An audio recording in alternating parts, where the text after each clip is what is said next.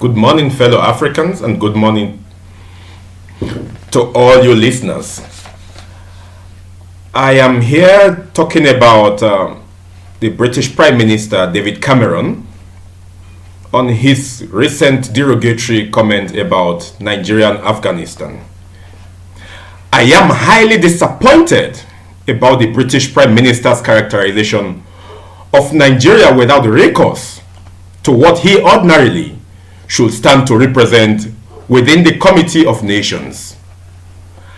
I am beginning to question his sanity and fitness to represent or lead the good people of United Kingdom. If he can be so irresponsible in making derogatory and dehumanizing statements about a people and a nation, it is very unfair on the part of someone who is perceived to be a global leader. This act is very cancerous, and I see him as someone who is suffering from cancer of the mouth. It is a pity that this cancer of the mouth has defied all chemotherapeutic suppression, hence his recent statements. I am disgusted about him as a person and see him as someone fanning the embers of hatred, dissatisfaction, and he is an embodiment of discrimination who comes into the glare of the entire world and pretend and deceive to be this humanitarian and this great leader of a great nation. David Cameron is no saint and is not a corrupt free person, as corruption runs in his family bloodline. Has he forgotten that he is an offspring and the beneficiary of his father's Panama Trust? The UK is murderously corrupt if he thinks Nigeria is fantastically corrupt.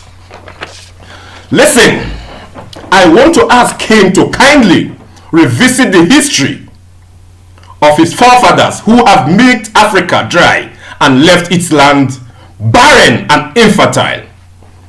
The British have invaded our territory and stole our resources, our oil, our gold, our diamond, including the Benin Acts of the Great Benin Kingdom. They killed and maimed our people. They took them as slaves without compensation. They dethroned our dynasties. They took them as slaves, our crude in Nigeria, gold and diamond in other African nations. Why would there not be corruption when you left us with nothing in a land of plenty people to compete for the very few crumbs you left behind? As if that is not enough, the crumbs that were left behind for us to survive with have constantly been stashed away by a few and disgruntled cartel who has made the UK the destination for looted public funds of the same nation you called fantastically corrupt. The UK has been murderously corrupt and is at the top of the world's list of corrupt warehouses. The British and the West have continually inflicted pains and afflict the world with incurable diseases such as HIV and AIDS and the failed Ebola. They have monopolized the treatment of such, turning the rest of the world to money rigs where they continually drill them in spite of the poverty. The IMF and the World Bank leadership is the exclusivity of the West, shared between the United States and the British. Terrorism, as we all know, is their agenda. We all know that there is profit in war for them. Can't you see that they are murderously corrupt? They killed Gaddafi because they never want to see a prosperous Africa or black race.